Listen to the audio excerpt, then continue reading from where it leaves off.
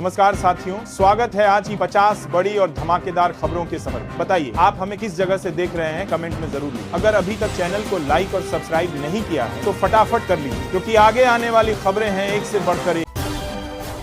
2026 में भारत की अध्यक्षता में ब्रिक्स शिखर सम्मेलन आयोजित होगा। इस बार सम्मेलन की थीम कमल और एकता रखी गई है, जो भारत की वैश्विक सोच को दर्शाती है। ब्रिक्स में हाल ही में नए देशों के जुड़ने से इसका प्रभाव और बढ़ा है। यह समूह अब दुनिया की आधी आबादी का प्रतिनिधित्व करता है और आर्थिक ताकत दिखाता है। भारत की भूमिका से उभरती अर्थव्यवस्थाओं की आवाज और सशक्त होगी। विदेश मंत्रालय ने कहा कि सम्मेलन की तैयारियां लगभग पूरी हो चुकी हैं। भारतीय सेना प्रमुख जनरल उपेंद्र द्विवेदी ने ऑपरेशन सिंदूर के अनुभव साझा किए। उन्होंने कहा कि इस अभियान से सेना ने कई रणनीतिक सबक सीखे। सूचना की विश्वसनीयता और निरंतरता किसी भी अभियान की सफलता के लिए जरूरी है। भविष्य की लड़ाइयां सिर्फ हथियारों से नहीं बल्कि डेटा और तकनीक से भी लड़ी जाएंगी। सेना लगातार अपने आधुनिकीकरण और सुरक्षा तंत्र पर काम कर रही है। सभी रणनीतिक कदमों की समीक्षा उच्च स्तर पर की जा रही है। मथुरा में एक ई रिक्शा चालक सांप के काटने के बाद खुद सांप को लेकर अस्पताल पहुंचा। डॉक्टरों ने मना किया तो उसने अस्पताल के बाहर जाम लगा दिया। लोगों में अफरा तफरी मच गई और सुरक्षा कारणों से कई लोग दूर हट गए। बाद में वन विभाग की टीम ने सांप को सुरक्षित पकड़ लिया। डॉक्टरों ने बताया कि ऐसा करना कानूनन गलत और खतरनाक था। ड्राइवर का इलाज किया गया और उसे अस्पताल से छुट्टी दे दी गई। YouTube पर एक 140 साल लंबाई वाला वीडियो वायरल हो रहा है। यह वीडियो 5 जनवरी 2026 को अपलोड किया गया और अब तक 25 लाख से ज्यादा बार देखा जा चुका है। वीडियो में टाइम लूप एनिमेशन चलता रहता है जो कभी खत्म नहीं होता। तकनीकी विशेषज्ञों का कहना है कि यह एक कोडेड प्रोजेक्ट है। लोग इसे दुनिया का सबसे लंबा वीडियो कहकर सोशल मीडिया पर शेयर कर रहे हैं। YouTube ने इसकी जांच शुरू कर दी है कि यह असली है या तकनीकी चालबाजी। सरकार ने गिग वर्कर्स के लिए बड़ा फैसला लिया है। अब फूड और क्विक कॉमर्स प्लेटफॉर्म्स पर 10 मिनट की डिलीवरी लिमिट हट गई है। इस कदम का उद्देश्य डिलीवरी कर्मियों की सुरक्षा और काम का दबाव कम करना है। केंद्र ने कंपनियों को आदेश दिया है कि वे नए सुरक्षा मानक लागू करें। डिलीवरी वर्कर्स यूनियन ने इस फैसले का स्वागत किया। सरकार का कहना है कि अब स्पीड से ज्यादा सेफ्टी प्राथमिकता होगी। ताजमहल में 3 दिनों तक एंट्री पूरी तरह मुफ्त रहेगी। 15 और 16 जनवरी को दोपहर बाद, जबकि 17 जनवरी को पूरा दिन निशुल्क रहेगा। यह अवसर शाहजहां और मुमताज के सालाना उर्स के मौके पर दिया गया है। ऐसी ने सुरक्षा और भीड़ प्रबंधन के लिए विशेष इंतजाम किए हैं। देश विदेश से हजारों पर्यटकों के आने की संभावना है। स्थानीय व्यापारी इसे पर्यटन बढ़ाने वाला कदम मान रहे हैं।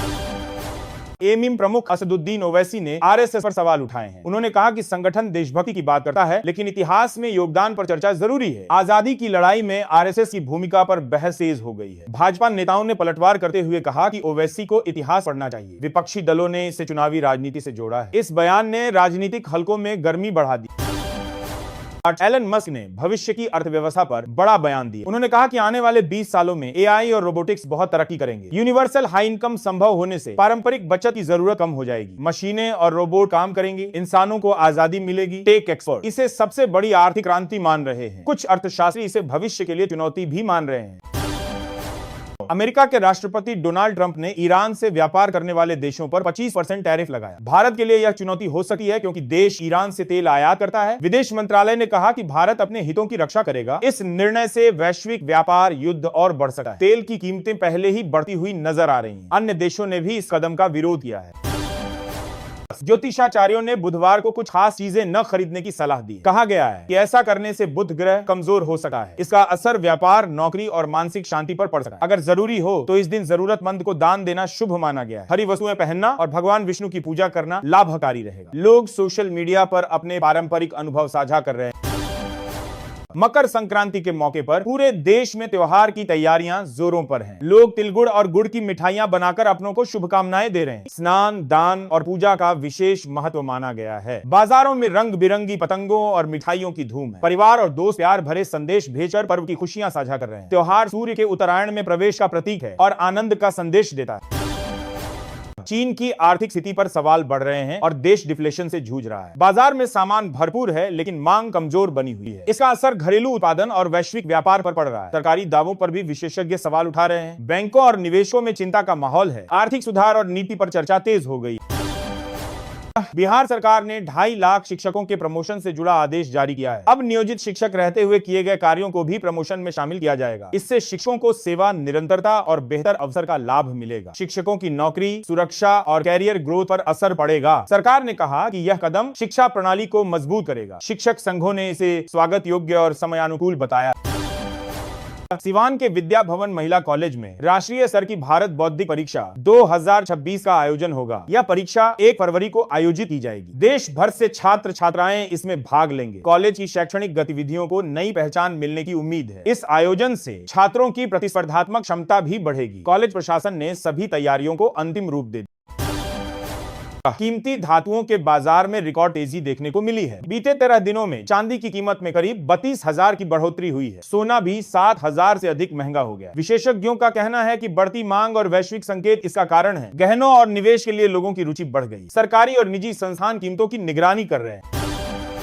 टेक्नोलॉजी सेक्टर में नए स्मार्टफोन की एंट्री होने वाली। रियलमी ने पुष्टि की कि रियलमी नियो 8 को 22 जनवरी को चीन में लॉन्च किया जाएगा। फोन में 8000 mAh की बड़ी बैटरी और 24 गीगाबाइट तक रैम दी जाएगी। उपभोक्ताओं के लिए यह हाई एंड फीचर्स वाला स्मार्टफोन साबित होगा। सैमसंग ने भी विशेष सेल शुरू की है, जिसमें 50% तक की छूट और कैशबैक ऑफर है। खरीदारी बढ़ाने और ग्राहकों को लाभ देने के लिए ये कदम उठाए गए हैं।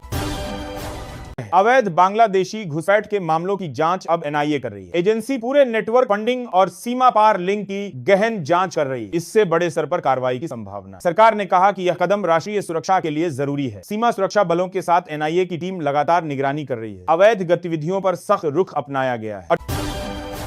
उत्तर प्रदेश के बिजनौर में घने कोहरे के कारण एक बस अनियंत्रित होकर पलट गई। हादसे में 38 यात्री घायल हुए, जिनमें से 7 को बेहतर इलाज के लिए जिला अस्पताल रेफर किया गया। प्रशासन ने मौके पर राहत कार्य तुरंत शुरू किया। स्थानीय पुलिस और स्वास्थ्य विभाग ने घायल यात्रियों को प्राथमिक सहायता दी। सड़क सुरक्षा और कोहरे की चेतावनी पर भी ध्यान देने की सलाह दी गई।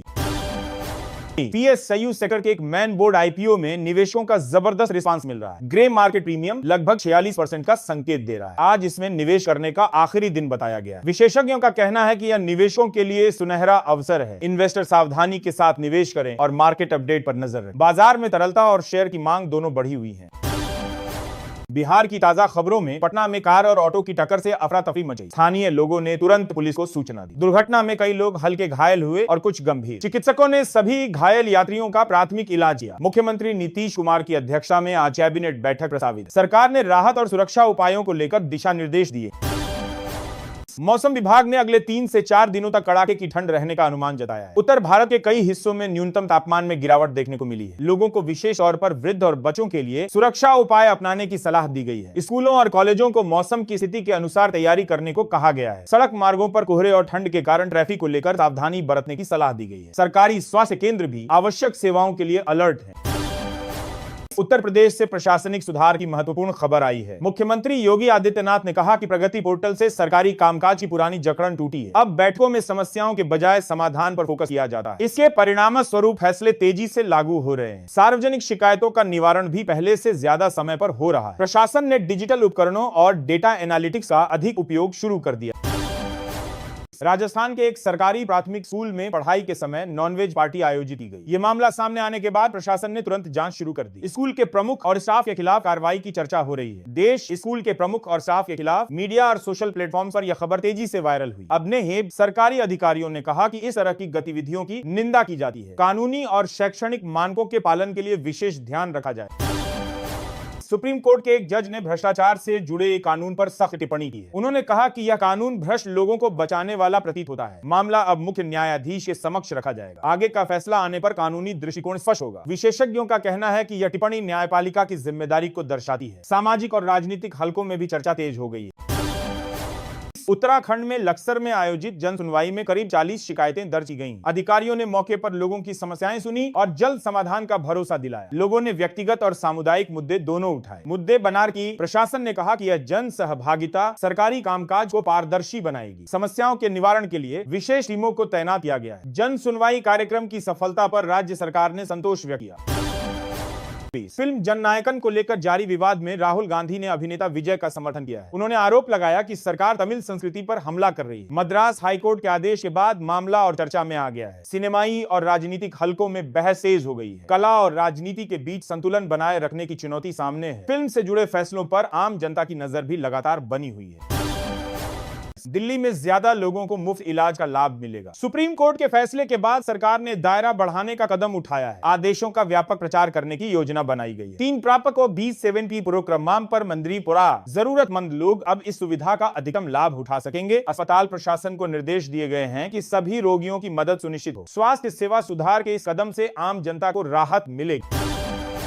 गणतंत्र दिवस के सुरक्षा प्रोटोकॉल के चलते दिल्ली एयरपोर्ट पर 21 जनवरी से 6 दिनों तक संचालन प्रभावित रह सकता है। पहले से कोहरे की मार झेल रहे यात्रियों को उड़ानों में देरी और असुविधा का सामना करना पड़ सकता है। एयरपोर्ट प्रशासन ने यात्रियों से एडवांस तैयारी करने की सलाह दी है। इस दौरान फ्लाइट्स के समय और मार्ग में बदलाव हो सके।